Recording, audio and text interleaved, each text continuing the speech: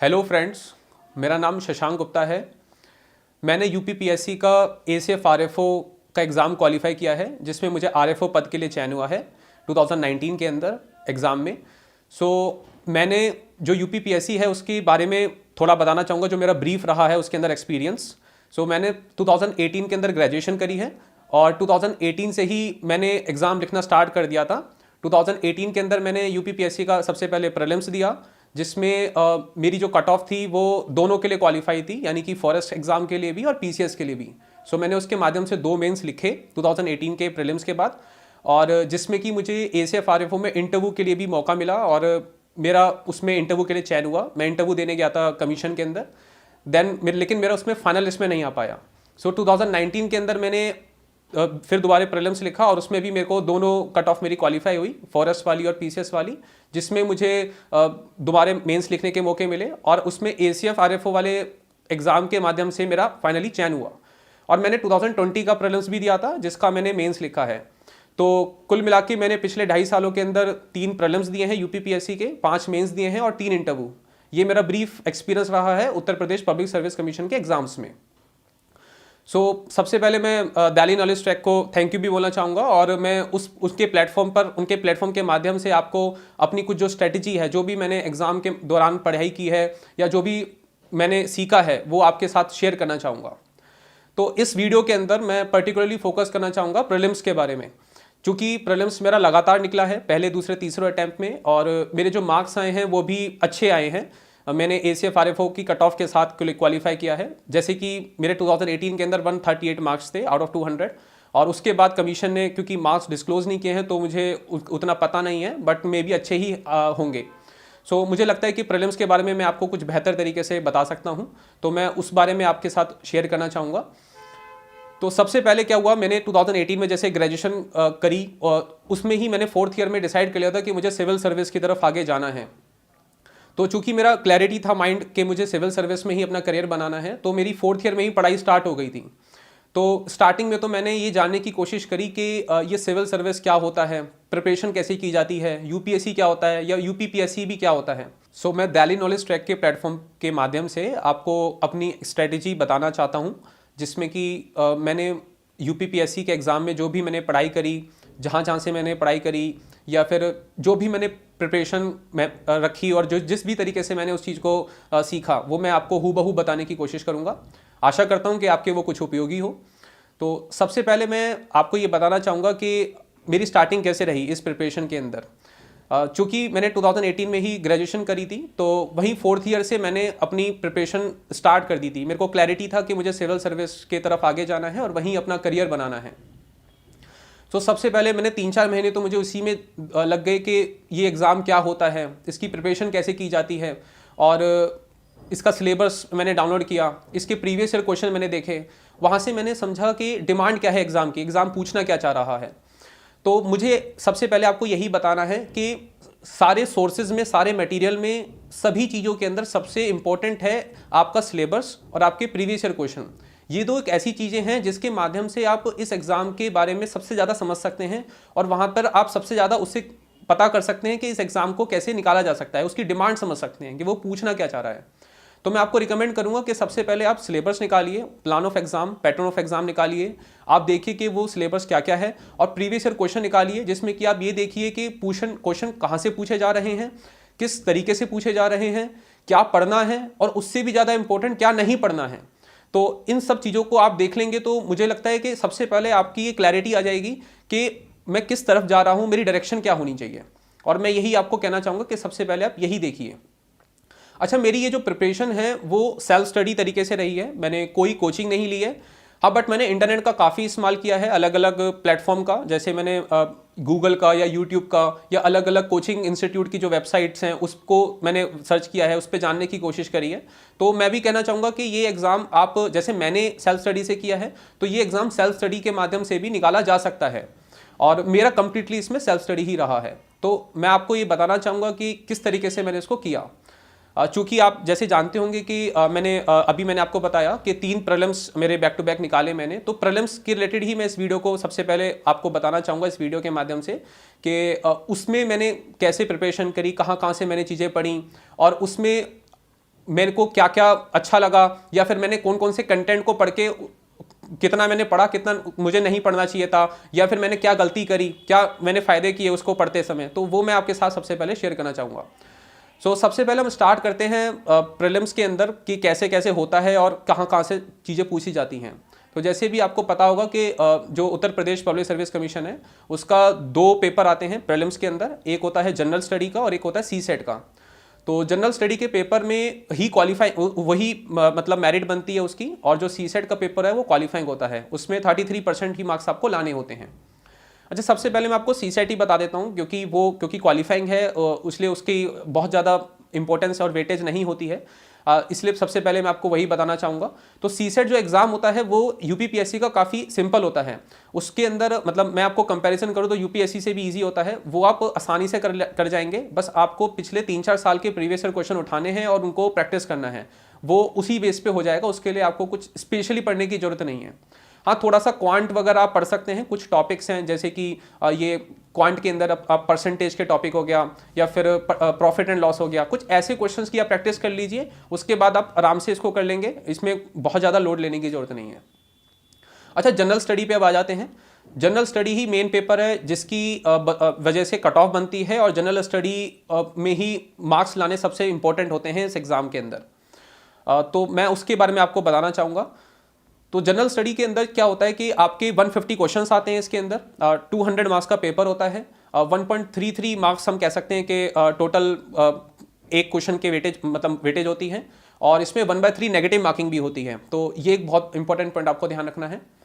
तो सबसे पहले तो आपको ये याद रखना है कि क्या करना है, क्या नहीं करना है, और कितना पेपर सॉल्व करना है, कितना नहीं करना है, कौन से क्वेश्चन सॉल्व करने हैं, कौन से नहीं क्वेश्चन सॉल्व करने हैं, और क्वेश्चन सॉल्व भी करने हैं तो वो कैसे करने हैं, ये सब जानना बहुत ज़रूरी है। तो सबसे पहले मैं आपको बताना चाहूँगा कि मैंने सोर्स मतलब मटेरियल कहाँ कहाँ से, कौन कौन सा कंटेंट मैंने पढ़ा और कौन कौन से मटेरियल को मैंने इस्तेमाल किया इसके अंदर। सबसे पहले हम स्टार्ट कर लेते हैं हिस्ट्री से। हिस्ट्री के अंदर मैंने एंशिएंट और मेडिवल हिस्ट्री के अंदर मैंने TMH पब्लिकेशन की बुक आती है, पूनम मैम ने लिखी है उस बुक को, I think she is IRS, तो आप उस बुक को रेफ़र कर सकते हैं। वो एक नए पैटर्न पे बुक लिखी गई है, उसमें सारी NCERT भी ढंग से कवर है, आप उसको पढ़ सकते हैं। उस बुक के अंदर भी आपको सिलेक्टेड पढ़ना है, सब कुछ नहीं पढ़ना है। उसके अंदर आपको एंशिएंट और मेडिवल हिस्ट्री के जो इंपॉर्टेंट टॉपिक्स हैं मैं वो भी बताना चाहूँगा आपको, जैसे इंडस वैली सिविलाइजेशन है, बुद्धिज़्म है, जैनिज़्म है, देन मौर्याज हैं, महाजनपदाज हैं, मराठास हैं, दिल्ली सल्तनत है, मुगल्स हैं। ये कुछ ऐसे चैप्टर्स हैं जिनको उतने ही चैप्टर्स को आप पढ़िए, आप सारा कंटेंट मत पढ़िए। अच्छा, इस एग्जाम के दौरान आपको एक चीज़ को ध्यान रखना है कि ये इसका जो सिलेबस है बहुत वास्ट है, ओशन की तरह वास्ट है, इसलिए आपको अपने कंटेंट को लिमिट रखना है। आपको ये नहीं कि आप हर चीज़ पढ़ने में लग जाएंगे, क्योंकि इतना सब आप पढ़ेंगे तो उसका जो रिटेंशन है वो कम हो पाएगा। तो आपको एक इसमें जो मैंने भी अपनाया और जो हर एक टॉपर अपनाते हैं और आप भी अपनाएंगे तो आप खुद भी इस एग्जाम को क्वालिफाई कर देंगे। वो ये है, उसका जो मूल प्रिंसिपल है कि आपको एक कंटेंट पढ़ना है लेकिन बार बार पढ़ना है। मल्टीपल कंटेंट को मत इकट्ठा करिए, ना तो अपनी बुक शेल्फ में रखिए ना अपने पास रखिए। आप एक ही कंटेंट को पढ़िए, बट उसको बार बार उसको पढ़िए और उसी पे स्टिक रहिए।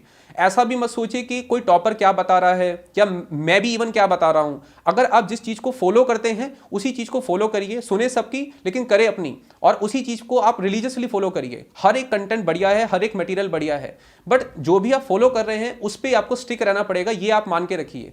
और आपको अपने ऊपर अनशेकेबल बिलीफ होना चाहिए, अपने पे कॉन्फिडेंस होना चाहिए कि हाँ, ये जो मैं कंटेंट पढ़ रहा हूँ ये बहुत बढ़िया है और इससे मेरा एग्जाम निकल जाएगा। लेकिन अल्टीमेटली इंपॉर्टेंट है कि आप उसको बार बार पढ़ें, बार बार रिवाइज करें। तो ये एक इसकी इंपॉर्टेंस बहुत ज़्यादा है। तो हम हिस्ट्री पे थे, एंशिएंट मेडिवल हिस्ट्री मैंने आपको बताया था।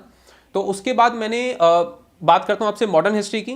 मॉडर्न हिस्ट्री के लिए जैसे सब स्पेक्ट्रम पढ़ते हैं, मैंने भी वही पढ़ी है और उसको मैंने काफ़ी बार पढ़ा है, 3 से 4 बार मैंने पढ़ा है, जिससे मैं उसको इन डेप्थ समझ पाया।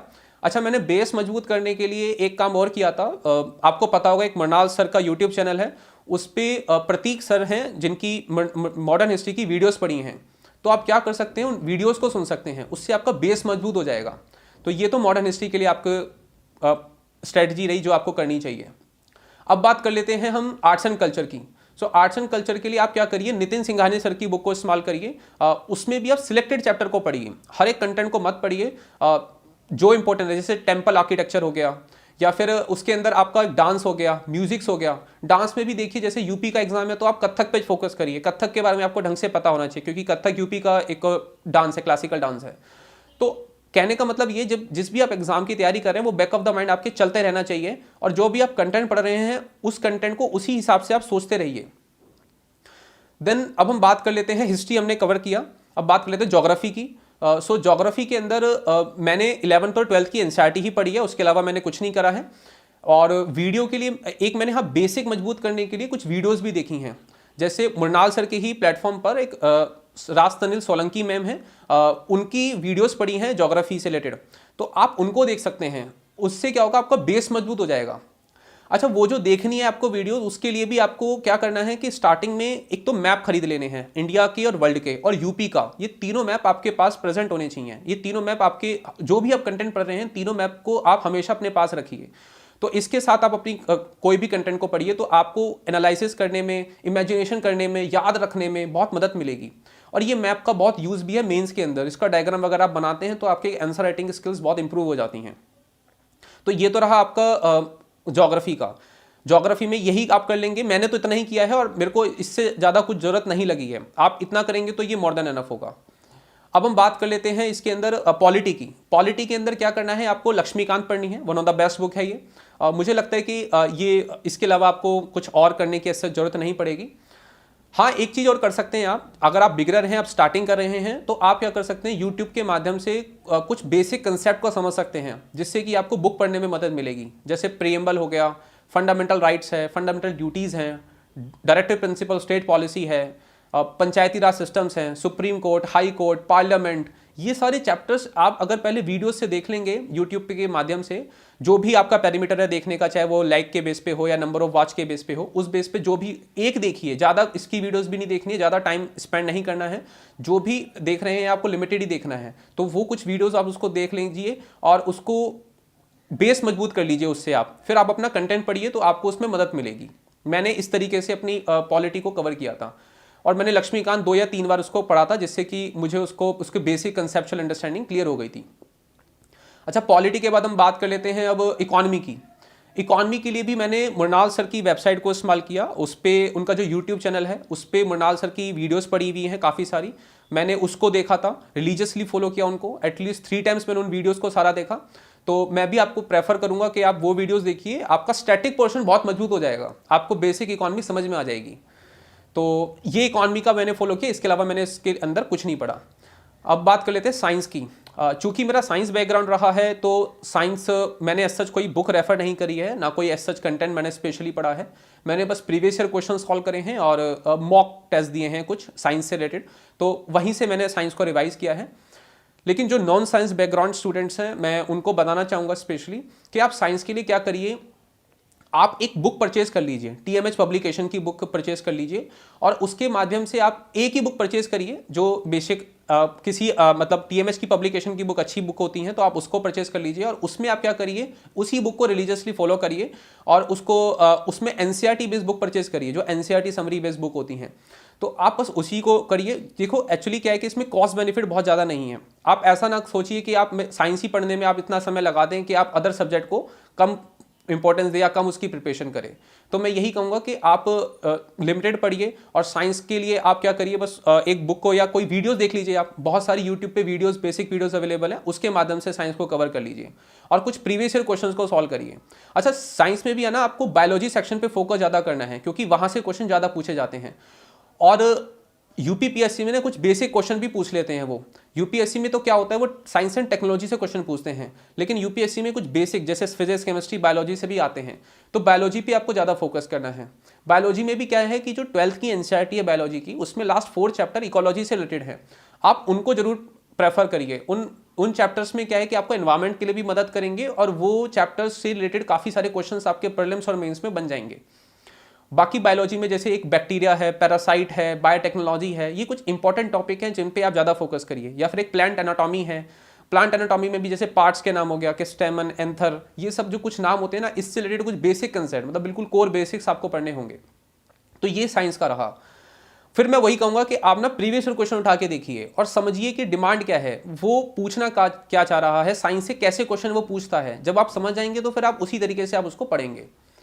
अब हम बात कर लेते हैं एनवायरनमेंट की। तो जैसे कि सभी पढ़ते हैं और मैंने भी वहीं से पढ़ा है, शंकर आयुष की बुक आती है एनवायरनमेंट की, वही आप रेफर करिए। मुझे लगता है कि वो उसमें सारा कंटेंट अच्छी से दे रखा है। लेकिन हाँ, कुछ ऐसे कंसेप्ट जो आपको नहीं समझ में आते हैं, उसके लिए भी आप यूट्यूब या गूगल का इस्तेमाल कर सकते हैं उनको समझने के लिए। देखिए, मैं आपको जैसे बार बार बता रहा हूँ कि मैं गूगल या यूट्यूब का इस्तेमाल करता था, तो मैं आपको ये भी बताना चाहूँगा कि इंटरनेट का इस एग्ज़ाम के अंदर बहुत इस्तेमाल है, बहुत ज़्यादा उसकी उपयोगिता है। अगर आप उसको कॉशियसली एफिशिएंटली इस्तेमाल करेंगे तो आपको बहुत बेनिफिट मिलेगा। लेकिन एक ये भी पता होना चाहिए कि इसको इस्तेमाल कैसे करना है, जो मैंने अपने एक्सपीरियंस से सीखा। इसको ना आप टेक्नोलॉजी को एज अ सर्वेंट बनाइए और खुद मास्टर बनिए। आप टेक्नोलॉजी के मास्टर बनिए या ना कि टेक्नोलॉजी को अपना मास्टर बनाइए, ये आपको ध्यान रखना है। उसके लिए आप क्या कर सकते हैं, जब भी आप यूट्यूब पे कोई वीडियो देख रहे हैं तो आप कोशिश करिए कि आप रिकमेंडेशन वीडियोस ना देखें, जो कि वो एल्गोरिथम या फिर वो मशीन लर्निंग बेस्ड जो आपको रिकमेंड करते हैं वीडियो, वो ना देखें। आप सर्च करके वीडियोस देखिए। सर्च करके देखेंगे तो क्या होगा कि आप अपने हिसाब से वीडियोस को देख रहे हैं, या वो देख रहे हैं जो आप देखना चाहते हैं, ना कि वो जो वो दिखाना चाह रहे हैं। तो आपको ना कहीं इसको पॉजिटिवली या कॉशियसली आपको यूज करना होगा इंटरनेट को। थोड़ा सा मैं इसमें यह भी कहना चाहूंगा कि सोशल मीडिया से भी थोड़ी दूरी बना के रखिए, उसको रेस्ट्रिक्टेड इस्तेमाल करिए उसको, क्योंकि काफ़ी टाइम वेस्ट हो जाता है। तो आप थोड़ा, और माइंड भी डाइवर्ट होता है, तो इससे क्या होता है कि आपकी एफिशिएंसी रिड्यूस हो जाती है। तो आप थोड़ा सा इसको भी रेस्ट्रिक्टेड यूज़ करिए। मैं ये नहीं कहूँगा कि बिल्कुल दूर चले जाइए, आप बिल्कुल भी ना यूज़ करिए, लेकिन थोड़ा सा रेस्ट्रिक्टेड यूज़ करिए उसका। तो मैंने आपको एनवायरनमेंट और साइंस के बारे में बताया। जैसे बाकी ये तो मैंने स्टैटिक पोर्शन के बारे में डिस्कस किया कि मैंने प्रीलिम्स से यहाँ से पढ़ाई करी। अब मैं बात करता हूँ करंट अफेयर्स के बारे में। अच्छा, करंट अफेयर्स के बारे में एक बहुत सा कंसेप्ट या रहता है कि न्यूज़पेपर पढ़ना चाहिए, कितना पढ़ना चाहिए, कितने घंटे पढ़ना चाहिए, क्या क्या न्यूज़ पढ़नी चाहिए। तो स्टार्टिंग में मेरे साथ भी बहुत ज़्यादा ये रहता था, और मैं भी काफ़ी कंसर्न रहता था कि न्यूज़पेपर पढ़ने की पहले हैबिट बनाता था, फिर उसको 3-3 4-4 घंटे पढ़ता था। लेकिन कुछ समय बाद मुझे पता चला कि मैं न्यूज़पेपर पढ़े बिना भी काफ़ी न्यूज़ को पढ़ सकता हूँ और मैं उस एग्ज़ाम को क्लियर कर सकता हूँ। तो मैंने क्या किया कि न्यूज़पेपर मेरी स्टार्टिंग से बहुत अच्छी हैबिट नहीं थी, तो मैंने एक अल्टरनेटिव तरीका अपनाया न्यूज़ को पढ़ने का। मैंने क्या किया, न्यूज़पेपर की जगह, न्यूज़पेपर में भी मैंने बहुत कम समय लगाता हूँ, मैं आधे घंटे से ज़्यादा न्यूज़पेपर को नहीं देता हूँ। क्योंकि मैं स्पोर्ट्स या क्रिकेट का काफ़ी शौकीन हूँ, तो सबसे पहले पेज मैं क्रिकेट का ही पढ़ता हूँ। तो उसके बाद मैं न्यूज़ को बहुत ऊपर से देखता हूँ। अच्छा, मैं न्यूज़पेपर नहीं पढ़ता तो न्यूज़ कैसे कवर करता हूँ, ये क्वेश्चन है जो मैं आपको बताना चाहूँगा। तो आप क्या कर सकते हैं कि न्यूज़ के लिए मैं जो फॉलो करता हूँ वो यूट्यूब के माध्यम से ही न्यूज़ देखता हूँ। न्यूज़ एक तरीके से देखना मेरी हॉबी है, तो मुझे लगता है कि आपको भी ना एज अ हॉबी बना लेनी चाहिए न्यूज़ देखना। आप ये सोच के न्यूज़ ना पढ़िए, ना देखिए कि आपको एग्ज़ाम में काम आएगी। आप ये सोच के पढ़िए कि आपको उससे कुछ सीखने को मिलेगा। आप अवेयर हो जाएंगे socially, politically, economically, environmentally, scientifically, हर एक डायमेंशन में आपको अवेयरनेस मिल रही है। आप मैच्योर तरीके से अपने पॉइंट रख सकते हैं, आप किसी से बातचीत कर सकते हैं। आपकी जो एटीट्यूड होना चाहिए ना न्यूज़ देखने से पहले, वो ऐसा होना चाहिए। अगर आप ऐसा एटीट्यूड रखेंगे ना, तो आप बहुत सारी न्यूज़ देख लेंगे और उससे ज़्यादा से ज़्यादा गेन कर जाएंगे। तो मैंने न्यूज़ के लिए क्या किया, एक तो मैं डीडी न्यूज़ को फॉलो करता था। उस पर एक न्यूज़ नाइट आता है रात को 8 से 9, मैं डेली उसको देखता था। उस पर क्या होता है कि वो गवर्नमेंट का पक्ष मिल जाता है, क्योंकि आप गवर्नमेंट एग्जाम की तैयारी कर रहे हैं, तो एक गवर्नमेंट पर्सपेक्टिव आपको मिल जाता है, और थोड़ा वो अनबायस्ड न्यूज़ होती हैं। जैसे कि आपको जानते ही होंगे कि आजकल मीडिया काफ़ी बायस्ड हो चुकी है, इसलिए वो काफ़ी बायस्ड न्यूज़ देते हैं। तो आपको कुछ एक अनबायस्ड ओपिनियन बनाने के लिए कुछ अनबायस्ड कंटेंट पढ़ना ही पड़ेगा। तो मैंने डीडी न्यूज़ को फॉलो किया। उस पर एक बेनिफिट मुझे और मिला कि उसमें ना काफ़ी एक्नॉलेज पर्सन्स आते हैं, काफ़ी एक्सपर्ट्स आते हैं जो अपनी फील्ड में काफ़ी एजुकेटेड होते हैं। अगर मैं उनका पर्सपेक्टिव सुनता था जब भी, तो मुझे क्या होता था कि एक मैच्योर्ड एक कंटेंट मिल जाता था, और मुझे एक उस पर्टिकुलर टॉपिक के बारे में एक मैच्योर्ड पॉइंट ऑफ व्यू मिल जाता था। दूसरा इसमें एक बेनिफिट और होता था कि एक पर्सनैलिटी डेवलपमेंट भी मदद मिलता था, क्योंकि उसके अंदर काफ़ी एक्सपर्ट लोग आते हैं। जैसे कि सिक्योरिटी के ऊपर लेफ्टिनेंट जनरल या मेजर जनरल रैंक के ऑफिसर्स आएंगे, या फिर अगर इंटरनेशनल रिलेशन से कोई टॉपिक है तो उस पर इंटरनेशनल डिप्लोमेट्स आएंगे, एम्बेसडर्स आएंगे। तो अगर आप उनकी बात सुनेंगे, उन ऑफिसर्स की बात सुनेंगे, तो आपको पता चलेगा कि एक उस पद पे रह के या ऑफिसर्स कैसे बातचीत करते हैं। वो आपको इंटरव्यू में बहुत मदद करेगा। आपको पता चलेगा कि क्या बोलना है, क्या नहीं बोलना है, कितना बोलना है।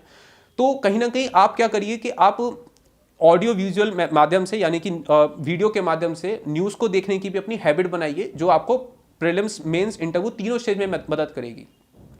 अच्छा, डीडी न्यूज़ के अलावा मैंने राज्यसभा टीवी को फॉलो किया। उस पर काफ़ी अलग अलग टॉपिक्स हैं, जैसे कि सिक्योरिटी स्कैन है, विशेष है, एक देश देशांतर है, बिग पिक्चर है। मैं इनमें वो न्यूज़ देखता था जो तो मेरे इंटरेस्ट की हैं, या फिर वो ऐसा कंटेंट है जो मेरे एग्जाम में मदद करने वाला है। मैं उनको देखता था और उनसे सीखने की कोशिश करता था, और मेरा ऑब्जेक्टिव वही रहता था कि मुझे उनसे बस उन न्यूज़ को देख के उन न्यूज़ के बारे में उन पॉइंट ऑफ व्यू को समझना है और उनसे सीखना है। ना कि एक दिन मैं ये सोचता था कि मुझे एग्जाम लिखना है, एक दिन प्री लिखना है, मेंस लिखना है, इंटरव्यू देना है। मेरा वो बैक ऑफ द माइंड नहीं रहता था न्यूज़ देखने से पहले। मेरा यही रहता था कि मुझे बस ये एंजॉय करना है प्रोसेस को। तो मैं कहूँगा कि यही आप अपना सकते हैं एक अपना एटीट्यूड। उसके अलावा मैं एक लल्लन टॉप शो देखता था, रात को आता है वो, उस पर एक अर्थात आता है जो अंशुमन तिवारी सर करते हैं। उससे आपकी इकॉनमी स्ट्रांग हो सकती है, तो आप वैसा कंटेंट भी देख सकते हैं। एक इसमें किताब वाले आता है, उसमें क्या होता है कि अलग अलग लोग आते हैं जो अपनी जर्नी बताते हैं। उससे काफ़ी इंस्पिरेशन मिलती है, मोटिवेशन मिलती है कि ऐसे भी संघर्ष करके वो लोग इस मुकाम पे पहुंच सकते हैं। तो कहीं ना कहीं आपको ना हर तरीके का कंटेंट पढ़ने की अब हैबिट बना लेनी पड़ेगी, क्योंकि सिविल सर्विस एक बहुत वास्ट फील्ड है जिसके अंदर आपको वेराइड तरीके से कंटेंट पढ़ोगे आप, तो कहीं ना कहीं से कुछ ना कुछ जरूर सीखने को मिलेगा, और आपको कहीं ना कहीं वो आपकी जो एटीट्यूड है और एप्टीट्यूड बनाने में मदद करेगा, आपकी पर्सनैलिटी को ग्रूम करने में मदद करेगा। तो ये तो मेरा कुछ न्यूज़ देखने का रहता था। बाकी न्यूज़पेपर के अलावा और न्यूज़ देखने के अलावा मैं करंट के लिए क्या करता था कि रिवीजन के लिए, चूंकि एग्जाम में रिवीजन के लिए भी कुछ कंटेंट चाहिए आपको, तो मैं कुछ कोचिंग इंस्टीट्यूट के मटेरियल पढ़ लेता था। जैसे कि एक विजन आईएएस है, उसकी मैं ना मैगजीन खरीद लेता था पिछले 8 से 10 महीने की या मैक्सिमम 1 साल की। और मैं क्या करता था, उन मैगजीन्स को वो 80-90 पेजों की मैगजीन होती है, उनको मैं 7 से 8 पेज में कन्वर्ट कर देता था। और इस तरीके से मेरे पे क्या होता था, 1 साल की मैगजीन के 100 पेज बन जाते थे। और चूंकि वो मैंने अपनी हैंडराइटिंग में बनाए होते हैं, तो क्या होता था, उनको रिवीजन करने में मुझे काफ़ी मदद मिलती थी। तो आप भी ऐसा कर सकते हैं कि कुछ मैगजीन्स को जो 80-90 पेजों की मैगजीन्स हो, या उसको ना आप 10% रेशो में रिड्यूस कर दीजिए, मतलब उसका 10% ही रखिए कंटेंट के माध्यम पे। मतलब इस तरीके की आपकी नोट्स मेकिंग होनी चाहिए। अच्छा, इस एग्जाम के अंदर मैं आपको यह भी बताना चाहूँगा कि नोट्स मेकिंग की बहुत बड़ी भूमिका है। वो प्रीलिम्स, मेंस, इंटरव्यू तीनों स्टेज पे बहुत बड़ी भूमिका है। और नोट्स मेकिंग आपको करने में एक बिल्कुल ध्यान ये रखना है कि नोट्स ऐसे हों जो आपको ही समझ में आए और वो आपके लिए हो। किसी और के लिए आपको नोट्स कभी नहीं बनाने हैं, ना किसी को दिखाने के लिए नोट्स बनाने हैं। नोट्स आप अपने लिए बनाइए, और जितना मिनिमम हो सके उसमें उतना लिखिए, उसमें हर चीज़ मत लिखिए, क्योंकि फिर वो नोट्स मेकिंग नहीं रह पाएगी।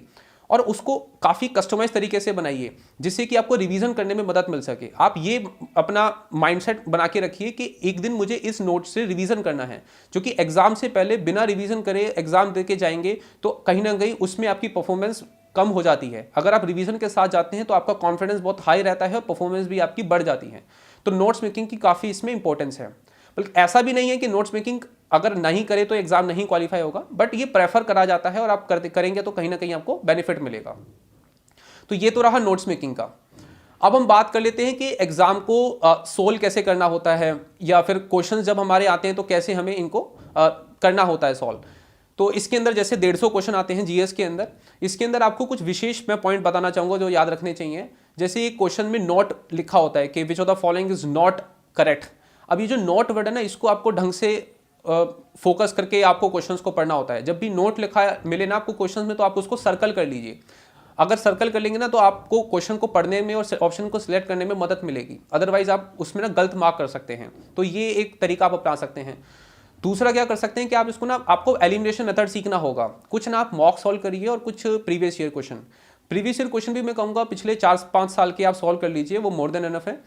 और उन क्वेश्चंस को सॉल्व करके आप ये देखिए कि क्वेश्चंस के अंदर कुछ ऐसे क्वेश्चंस होंगे जिसको आपको 100% नहीं आता होगा, लेकिन उसमें 30 से 40% आपको उस क्वेश्चन के बारे में पता होगा या उस ऑप्शंस के बारे में पता होगा। तो आपको 100% तक पहुंचना है, वाइज गैस करने हैं, क्योंकि इस पेपर के अंदर हर क्वेश्चन का आंसर आपको आता है। ये कितना भी कंटेंट आप पढ़ लीजिए, ये पॉसिबल ही नहीं है। तो कहीं ना कहीं कुछ क्वेश्चंस आपको वाइज गैस करने पड़ेंगे। उसके लिए आपको कुछ जिसे हम कह सकते हैं कि तुक्का, लेकिन वो समझदारी वाला तुक्का, वो लगाना ही पड़ेगा।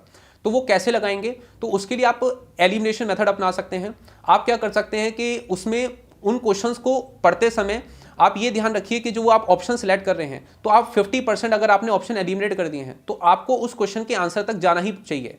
अगर आपने एक ही ऑप्शन एलिमिनेट किया है तो मुझे लगता है कि आप उस क्वेश्चन को छोड़ सकते हैं, क्योंकि इसके अंदर नेगेटिव मार्किंग है। अच्छा, मैं ना कुछ क्वेश्चन पेपर के माध्यम से आपको उस तरीके से मैं आपको बताने की कोशिश करता हूँ। मैंने एक्चुअली इसमें मार्क किया हुआ है, तो मैं बताने की कोशिश करता हूँ कि कैसे मैंने सॉल्व किए क्वेश्चंस को। जैसे 2019 का मैं यूपीपीएससी का पेपर मैंने ओपन कर रहा हूँ, इसके अंदर मैं आपको बताता हूँ कि क्वेश्चन वाइज कैसे सॉल्व करने चाहिए। जैसे कि 2019 का आप पेपर ऑन कर सकते हैं यूपीपीएससी का, जीएस का 1 का मतलब। इसमें आप 34th क्वेश्चन आप देख सकते हैं। जैसे इसमें ना मैच द फॉलोइंग की काफ़ी सारे क्वेश्चन आते हैं। अगर मैच द फॉलोइंग में एक बेनिफिट होता है कि अगर आपको एक आंसर भी पता है, मतलब एक मैच ऑफ द फॉलोइंग भी आपको पता है, तो आप इस क्वेश्चन को कर जाएंगे। जैसे 34th क्वेश्चन के अंदर कंट्री और कैपिटल दे रखी हैं। इसमें उज्बेकिस्तान, तजिकिस्तान, किर्गिस्तान, तुर्कमेनिस्तान और कैपिटल है तशकेंत, दुशानबे, बिश्केक और अशगाबाद। तो जैसे मुझे इसके अंदर पता था कि किर्गिस्तान की जो कैपिटल है वो बिश्केक है, बस मुझे इतना पता था कि सी का तो थर्ड है। अब जैसे मैंने देखा कि सी का थर्ड सिर्फ एक ही ऑप्शन में दे रखा है, तो बाकी मुझे कुछ पढ़ने की जरूरत ही नहीं पड़ी, मैंने डायरेक्ट इसके अंदर ए ऑप्शन टिक कर दिया। तो देख रहे हैं कि अगर आपको इतना भी पता है, मुझे इसमें सिर्फ 25% नॉलेज थी इस क्वेश्चन के अंदर, लेकिन 25% नॉलेज के साथ मैंने इसको 100% करेक्ट कर दिया इस आंसर को। तो कहीं ना कहीं आपको ना इस तरीके से क्वेश्चन को सॉल्व करना होगा। कुछ और बताना चाहूँगा, 36 क्वेश्चन आप देख सकते हैं इसके अंदर। इसमें भी देखिए ट्राइब और प्लेस दे रखे हैं कि कौन सी ट्राइब कहाँ मिलती है। तो मुझे इसमें पता था कि जो किर्गिज ट्राइब है वो सूडान में नहीं मिलती है, बस मुझे इतना पता था। और इसमें यही दे रखे कि कौन सी करेक्टली मैच नहीं है, तो मुझे पता है कि ये गलत है, तो मैंने इसको ही टिक कर दिया। तो बाकी देखिए कि सारे अपने आप ही सही हो गया। तो कहीं ना कहीं आपको आधी नॉलेज भी है तो वो भी आपको क्वेश्चन सही करा सकती है, लेकिन आपको उसके अंदर क्या ध्यान रखना है, उसको उसी नॉलेज को उस तरीके से इस्तेमाल करना है। और इसमें जैसे मैप बेस्ड क्वेश्चन है, तो मैप बेस्ड क्वेश्चन के लिए मैं आपको प्रेफर करना चाहूँगा कि आप मैप की प्रैक्टिस करिए। आप एटलस खरीद सकते हैं एक, और आप मैप बनाना भी सीखिए। मैप बनाने से क्या होगा, आपको मेंस में बहुत मदद मिलेगी। अच्छा, कुछ क्वेश्चन और देख लेते हैं। जैसे 37th क्वेश्चन है इसके अंदर, इसमें ना असर्शन रीजन बेस्ड क्वेश्चन भी आते हैं। उन क्वेश्चन सॉल्व करने के लिए आप क्या करिए, असर्शन को अलग पढ़िए और रीजनिंग को अलग पढ़िए। जब आप असर्शन रीजन को अलग अलग पढ़ेंगे तो आपको सबसे पहले पता चल जाएगा कि असर्शन रीजन में क्या सही है क्या गलत है। आप उनको अलग अलग एज अ इंडिविजुअल स्टेटमेंट पढ़िए और फिर उनको मिला के देखिए। असर्शन के बाद बिकॉज लगा दीजिए और फिर आप देखिए बिकॉज के बाद जो रीजन दे रखा है क्या वो असर्शन के लिए सही है या नहीं है, उस हिसाब से आप इसको सॉल्व करिए। देन इसके अंदर एक 42nd क्वेश्चन है। देखिए जैसे इसके अंदर दे रखा है कि which of the following natural region is known as land of the big game. तो कुछ ऐसे स्टैटिक पार्ट भी आ जाता है इसके अंदर। इसके लिए आप क्या कर सकते हैं कि जब भी आप नोट्स बना रहे हैं तो ऐसे जो मेन रीजन है, क्योंकि यूपीएससी में जनरली ऐसे क्वेश्चन नहीं पूछे जाते हैं, बट यूपीपीएससी में ऐसे क्वेश्चन पूछ ले जाते हैं। तो आपको विशेष तौर पे ना इस एग्जाम की तैयारी के दौरान आपको ऐसे जो इंपॉर्टेंट फैक्ट्स हैं ना उनको भी साइड में लिखते चले जाना है नोट्स के अंदर। जैसे एक क्वेश्चन है इसके अंदर 92nd क्वेश्चन। 92nd क्वेश्चन क्या है कि which of the following is not correctly matched. तो देखिए इसमें नॉट करेक्टली मैच्ड है। अब देखिए मैंने नोट के ऊपर ना आप देख सकते हैं मैंने ना सर्कल लगा लिया पेपर सोल्व करते वक्त। तो जब आप सर्कल लगाएंगे तो आपको क्लियरली पता चल जाएगा, गलती करने की आपकी गुंजाइश कम हो जाएगी कि मुझे नोट वाला सेलेक्ट करना है इसके अंदर। तो आप क्या कर सकते हैं नोट के अंदर, जैसे इसमें मुझे पता था कि बाकी सारे ऑप्शन ठीक है, पास्चराइजेशन जो होता है वो मिल्क के लिए होता है, टी के लिए नहीं होता है, तो मैं इस पे पहुंच गया। अच्छा देखो ये साइंस बेस्ड क्वेश्चन है और ये बेसिक क्वेश्चन है, तो और ये भी बायोलॉजी से है। जैसे मैंने आपको बताया था कि साइंस के लिए आपको बायोलॉजी पे ज़्यादा फोकस करना है, तो इस तरीके का कंटेंट आपको पढ़ना होगा, बेसिक कंटेंट, बिल्कुल बेसिक। देन हम बात कर लेते हैं 99 क्वेश्चन के बारे में। 99 क्वेश्चन। अच्छा इसमें ना क्रोनोलॉजी बेस्ड क्वेश्चन भी आते हैं कि कौन से ईयर में कोई कब आया, उसके हिसाब से आप अरेंज करिए। जैसे इसमें दे रखा है arrange the following events in chronological order of their commencement and select correct from the code given below. तो इसमें 4 ऑप्शन दे रखे हैं, wild life protection act, biological diversity act, project tiger, project elephant. अच्छा आप एनवायरमेंट पढ़े ना, तो environment की ट्रीटीज, गवर्नमेंट स्कीम्स या गवर्नमेंट की जो इनिशिएटिव्स एनवायरमेंट से रिलेटेड, ये बहुत ज़्यादा इंपॉर्टेंट है। यूपीपीएससी के प्रीलिम्स में हो गया या फॉरेस्ट्री के जो मेंस होता है उसके अंदर भी ऑब्जेक्टिव पेपर होता है, वहाँ भी बहुत क्वेश्चन आते हैं, तो उनको आप ढंग से पढ़िए। तो इस क्वेश्चन के अंदर क्या है, जैसे आपको अरेंज करना है कि क्रोनोलॉजिकल ऑर्डर में कौन सा एक्ट कब पास किया गया। तो जैसे ये ना आपको पता होनी चाहिए ईयर भी, इसके अंदर ना ईयर भी महत्वपूर्ण है। जैसे वाइल्ड लाइफ प्रोटेक्शन एक्ट 1972 में आया था, बायोडाइवर्सिटी 2002 में आया था, प्रोजेक्ट टाइगर 1973 में आया था और प्रोजेक्ट एलिफेंट 1993 में आया था। तो अगर आपको ये ईयर पता होंगे तो आप इनको क्रोनोलॉजिकली अरेंज कर देंगे। तो इस तरीके के कंटेंट को जब भी आप पढ़ें तो ध्यान रखिए। फिर मैं वही कहूँगा कि आपको ना प्रीवियस ईयर क्वेश्चन खोल के बैठना है, आपको देखना है कि कैसे कैसे कंटेंट पूछा जाता है और उस हिसाब से मुझे पढ़ाई कैसे कैसे करनी है। जब भी आप कंटेंट पढ़े तो बैक ऑफ द माइंड वो रहना चाहिए, वो पैटर्न रहना चाहिए जो सिलेबस के अंदर और प्रीवियस ईयर क्वेश्चन में दे रखा है। इसमें एक चीज मैं और बताना चाहूंगा आपको, एक 123rd क्वेश्चन है इसके अंदर। सो 123rd क्वेश्चन में क्या दे रखा है, देखिए ये भी क्रोनोलॉजिकल ऑर्डर है। अच्छा, हिस्ट्री के अंदर ना आप क्या करिए कि जो लेटर मुगल्स हैं, लेटर मुगल्स की भी ना क्रोनोलॉजी आप पढ़ लीजिए, बस उन्होंने क्या क्या किया वो मत पढ़िए, बट क्रोनोलॉजी पढ़िए कि कौन सा मुगल कब आया। और ऐसी और भी हैं जितने भी रूलर्स हैं, चाहे वो मराठास के हों या फिर मुगल्स के हों या फिर दिल्ली सल्तनत के हों, तो या फिर मौर्याज हों, अशोका एम्पायर हों, तो या महाजनपदास हों, उनके रूलर की क्रोनोलॉजी कि कौन कौन कब कब आया। अब जैसे ये क्वेश्चन देखिए आप, ये दिल्ली सल्तनत बेस्ड क्वेश्चन है। इसमें दे रखा है arrange the following monuments in chronological order and select the correct answer code given below. पहले दे रखा है रबिया दुनानी स्टॉम्ब औरंगाबाद, शेरशाह सूरी स्टॉम्ब ससाराम, हुमायूं स्टॉम्ब दिल्ली एंड अताला मॉस्क जौनपुर। तो आपको अगर इतना भी पता होगा कि कौन सा रूलर कब आया या कौन सा रूलर की क्रोनोलॉजी कब आई, तो जिसकी क्रोनोलॉजी जब आएगी वो अपने समय के अंदर ही अपने कोई कंस्ट्रक्शन करेगा, मॉन्यूमेंट्स बनाएगा। तो उस अरेंजमेंट से, उस क्रोनोलॉजी से भी आप इस क्वेश्चन के सही आंसर तक पहुंच सकते हैं। अच्छा, एक आध क्वेश्चन और देख लेते हैं। 137th क्वेश्चन आप निकाल सकते हैं अगर आपके पास पेपर है तो। जैसे इसमें दे रखा है कि नेशनल पंचायती राज डे इंडिया में कब मनाया जाता है। तो ये जो ऐसा फैक्ट भी इसके अंदर पूछना जाता है। मैंने इस क्वेश्चन को बताने का मेन उद्देश्य ये था कि यूपीपीएससी के अंदर इस तरीके के फैक्चुअल भी पूछे जा सकते हैं कि डेट पूछ ली गई है, और वैसे भी ये तो काफ़ी इंपॉर्टेंट डेट है कि नेशनल पंचायती राज डे कब मनाया जाता है। तो आप इस तरीके के फैक्चुअल पार्ट को भी अपने कंटेंट के अंदर जब भी आप पढ़ाई करें उसको अलग से लिखते चले जाइए, क्योंकि आपको ऐसे क्वेश्चन पूछे जा सकते हैं। सो अब हम देख लेते हैं इसके अंदर 150 क्वेश्चन आप देख सकते हैं। देखो ये क्वेश्चन में क्या है ना, स्पोर्ट्स रिलेटेड क्वेश्चन है। तो मैं ये भी बताना चाहूँगा कि इस एग्जाम के अंदर ना कुछ स्पोर्ट्स रिलेटेड क्वेश्चन भी पूछे जा सकते हैं। तो आप, जैसे मैंने बताया ना कि मैं न्यूज़ के लिए डीडी न्यूज़ या राज्यसभा टीवी फॉलो करता था, उसके अंदर ना ये सब कुछ कवर किया जाता है। न्यूज़ नाइट आप देखेंगे तो ये बेनिफिट मिलता है अगर आप न्यूज़ चैनल को फॉलो कर रहे हैं, या फिर आप कोई न्यूज़पेपर को फॉलो करें ना, तो मैं आपको कहूँगा कि उस न्यूज़पेपर को ना आप कंप्लीटली पढ़िए। ऐसा ना सोचे कि ये न्यूज़ मेरे काम की है या ये न्यूज़ मेरे काम की नहीं है। हाँ, बैक ऑफ द माइंड ये तो रखिए कि कौन सी न्यूज़ पे आपको ज़्यादा फोकस करना है एग्जाम के पर्सपेक्टिव से, लेकिन आप अपनी हैबिट बनाइए कि आप सब कुछ पढ़िए, चाहे वो स्पोर्ट्स रिलेटेड हो, एंटरटेनमेंट रिलेटेड हो, पॉलिटिक्स रिलेटेड हो, जो कि हर चीज़ से कुछ ना कुछ सीखने को मिलता है। अब देख लीजिए इसमें ना स्पोर्ट्स रिलेटेड क्वेश्चन है कि para athlete Deepa Malik who has been awarded Rajiv Gandhi Khel Ratna award belongs to the sport. कौन से स्पोर्ट से बिलोंग है, सिर्फ ये पूछा है उन्होंने। तो ये ना आपको एक बेसिक अवेयरनेस, अगर आप न्यूज़ को फॉलो करते हैं ना तो ये आपको पता चल जाएगा। ऐसी आप देख लीजिए इसके अंदर 146 question, whom did PV Sindhu beat to win the first ever gold medal for India in women single badminton champion in the final match। तो किसको इसने हराया, ये नहीं पूछा कि कौन जीता, तो पीवी सिंधु का नाम नहीं पूछ रहे इनमें पूछ रहे किसको हराया। तो देखिए ऐसे क्वेश्चन बनाए जा सकते हैं इसके अंदर। तो कहीं ना कहीं आपको क्या करना है कि आपने जो कंटेंट पढ़ना है उसके लिए सबसे पहले तो आपको क्या याद रखना है, बैक ऑफ द माइंड एक तो प्रीवियस ईयर क्वेश्चंस को याद रखना है, और मैं कहूँगा कि आप पिछले 5 साल के क्वेश्चंस को ही पढ़िए। पिछले 5 साल के क्वेश्चन पेपर को प्रिंट निकाल लीजिए, इंटरनेट पे आपको मिल जाएंगे, या फिर आप कोई प्रीवियस ईयर क्वेश्चन की बुक परचेज कर लीजिए और उन क्वेश्चंस को देखिए कि कहाँ से कैसे क्वेश्चन पूछे जा रहे हैं। खास की अब 2018, 19 और 20, क्योंकि यहाँ से क्या है कि पैटर्न भी चेंज हुआ है क्वेश्चन पूछने का, थोड़े एनालिटिकल क्वेश्चन भी पूछे जाते हैं अब, और नेगेटिव मार्किंग भी आ गई है, और फिर मेंस का पैटर्न भी चेंज हो गया है। तो कहीं ना कहीं यहाँ से जो पैटर्न चेंज हुआ है ना, तो इस तरीके के क्वेश्चन अब आने वाले समय में ज़्यादा पूछे जाने वाले हैं। खास की 2019 का पेपर बहुत अच्छा बनाया हुआ था यूपीपीएससी ने, उसमें काफ़ी सारे कंसेप्चुअल क्वेश्चंस भी थे। तो इसलिए ना यूपीपीएससी की प्रिपरेशन के अंदर आपको कंसेप्चुअल प्रिपरेशन भी करनी पड़ेगी और कुछ फैक्चुअल कंटेंट भी पढ़ना पड़ेगा, हाइब्रिड प्रिपरेशन करनी पड़ेगी, दोनों चीज़ों का बैलेंस बना के पढ़ना पड़ेगा। और मैंने आपको जो बताया, अपनी जो सोर्स मटेरियल बताया, आप उसी को फॉलो करेंगे ना तो आपको दोनों चीज़ें कवर हो जाएंगी। देखिए आपको ना टॉपर नहीं बनना है। टॉपर बनने का मतलब यह है कि आपको सारे क्वेश्चन नहीं सोल्व करने हैं, आपको सिर्फ कट ऑफ क्वालिफाई करनी है। आप ये मान के चलिए कि आपको 150 के 150 क्वेश्चन सोल्व नहीं करने हैं ना, आपका ये टारगेट होना चाहिए।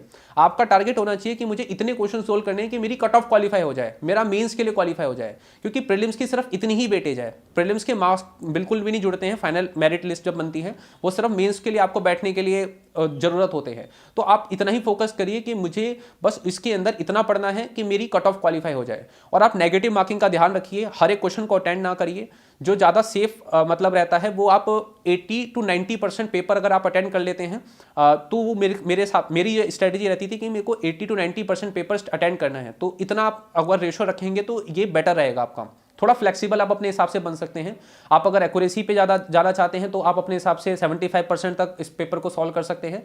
और अगर आप थोड़ा सा वाइज गैस पे जाना चाहते हैं तो 90% तक।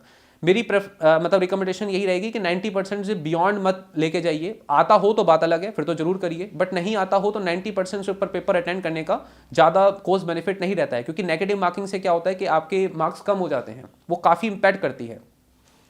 अच्छा, एक दो चीज़ और बताना चाहूँगा मैं इसके अंदर कि आप क्या कर सकते हैं। एक तो जैसे मैंने आपको बताया कि इसमें करंट अफेयर्स के लिए आपको जो टॉपिक्स हैं, जैसे मैंने स्टैटिक में बताया था आपको पॉलिटी वगैरह बताई थी, लेकिन मैंने उसमें कुछ टॉपिक्स नहीं मेंशन किए थे, जैसे इंटरनेशनल रिलेशंस हो गया या फिर सोशल इश्यूज़ हो गया।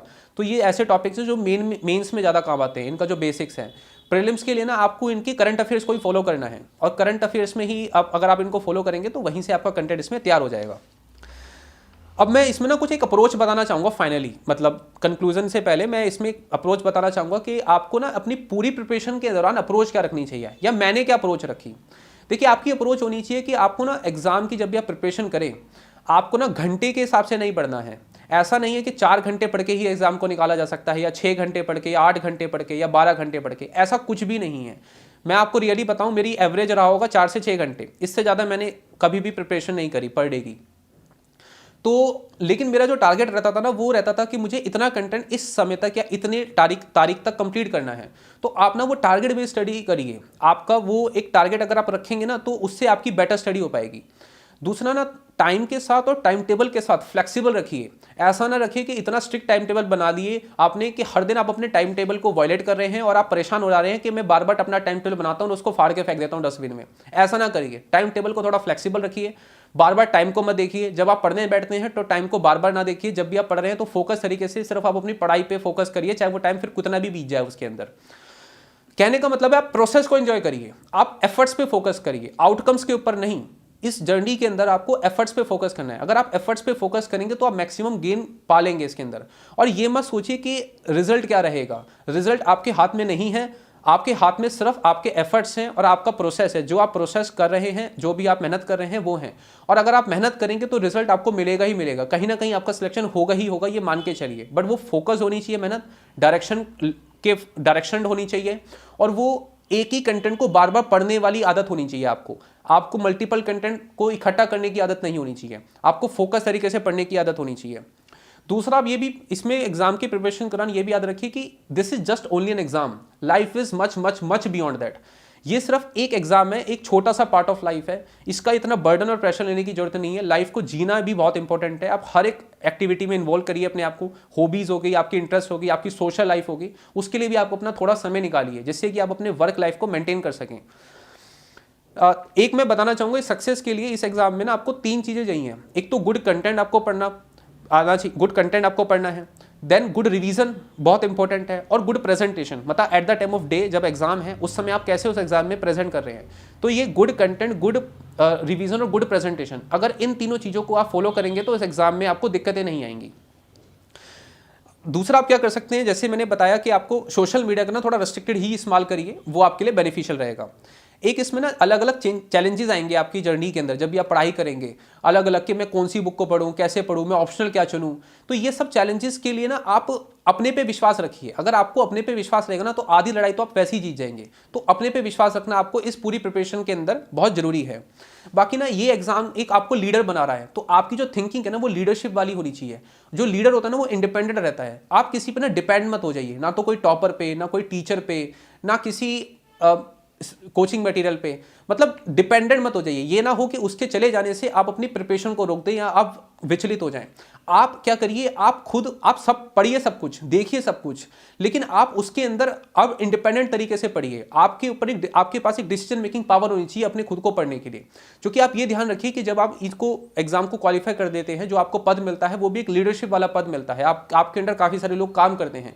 तो अगर आप इस प्रिपरेशन के अंदर भी वो लीडरशिप क्वालिटी दिखाएंगे तो वो आपको पूरी प्रिपरेशन में मदद करेगी। एक इंडिपेंडेंट एक रह के आपको पढ़ाई करेंगे ना, आप ज़्यादा टीचर पे या किसी कंटेंट पे या किसी कोचिंग पे या किसी मटेरियल पे डिपेंड नहीं होंगे, तो आपको ये बहुत बेनिफिट करेगा, और यही मैंने सीखा है। तो ये मेरा टोटल प्रिपरेशन था प्रीलिम्स का, जिसमें मैंने प्रीलिम्स में मैं आपको बताया कि कैसे कैसे पढ़ना है, क्या क्या पढ़ना है और क्या क्या नहीं पढ़ना है, क्या अप्रोच रखनी है। देखिए, अप्रोच हमेशा सकारात्मक रहनी चाहिए, हमेशा पॉजिटिव रहनी चाहिए। चैलेंजेस आएंगे, लेकिन वो चैलेंजेस का आंसर आपके पास है, ये डेफिनेट है। कोई भी चैलेंजेस आपसे बढ़कर नहीं है, तो वो सब चैलेंजेस आप सॉल्व कर सकते हैं, बट पॉजिटिव सकारात्मक रह के। तो ये एक बहुत ज़रूरी है जो आपको इसमें रखना है। बाकी मैं मैं आशा करता हूँ कि जो भी मैंने आपको बताया, जो भी बताया वो आपको कुछ उपयोगी हो सके, आपको आपके एग्ज़ाम में वो कुछ मदद कर सके, और मुझे आपसे बात करके काफ़ी अच्छा लगा। बाकी आप अगर मुझसे और कुछ पूछना चाहें तो आप मुझसे कनेक्ट हो सकते हैं ईमेल के माध्यम से। मैं अपनी ईमेल आईडी आपको शेयर कर सकता हूं। मेरी ईमेल आईडी है shashank12gupta34@gmail.com। मैं एक बार स्पेलिंग सहित बता देता हूं, SHASHANK12gupta34@gmail.com। आप कोई डाउट्स हो तो इस ईमेल आईडी पे पूछ सकते हैं, मैं पूरी कोशिश करूंगा उनको सॉल्व करने की। बाकी मैं दिल्ली नॉलेज ट्रैक को भी अब फाइनली थैंक यू बोलना चाहूँगा, क्योंकि उन्होंने भी मेरी काफ़ी मदद करी है। मैंने उनके प्लेटफॉर्म्स पे काफ़ी सारे टॉपर्स की वीडियो देखी है। आप भी उन वीडियोस को प्रेफर कर सकते हैं अपने कंटेंट को एनरिच करने के लिए, आप जानने के लिए, डिमांड जानने के लिए एग्जाम से रिलेटेड और क्या पढ़ना है, उस तरीके की चीज़ों को जानने के लिए। और मैं ये भी कहना चाहूँगा दिल्ली नॉलेज ट्रैक को कि आपको थैंक यू बोलना चाहूँगा, चूँकि आपने मुझे वो प्लेटफॉर्म दिया अपनी स्ट्रेटेजी शेयर करने के लिए। सो यही मेरी ओवरऑल स्ट्रैटेजी रही थी। इसमें मैंने बस इसको सिंपल रखने की कोशिश करी, बहुत बर्डन नहीं लिया, एग्जाम को एक एंजॉय किया, प्रोसेस को एंजॉय किया, कंटेंट को एंजॉय किया। मैंने उसको एज सच बहुत ज़्यादा लोड नहीं लिया, बर्डन नहीं लिया। ये नहीं सोचा कि मुझे एक दिन एग्जाम जाके लिखना है। इवन एग्जाम से पहले भी मैं अपने नॉर्मल प्रोसेस को ही एंजॉय कर रहा था, जैसे मैं अपनी दिनचर्या को फॉलो करता हूँ। तो कहने का मतलब ये है कि आपको बर्डनलेस, बिना प्रेशर लेके तैयारी करें तो आप इस एग्जाम को डेफिनेटली, या कोई भी एग्जाम को डेफिनेटली क्लियर कर सकते हैं। सो फाइनली मैं दिल्ली नॉलेज ट्रैक को भी थैंक यू बोलना चाहूँगा, क्योंकि मैंने उनकी काफ़ी सारी वीडियो भी प्रेफर करी, जिससे मुझे काफ़ी बेनिफिट मिला, और उन्होंने मुझे अपना प्लेटफॉर्म दिया अपनी स्ट्रेटेजी शेयर करने के लिए। So thank you very much.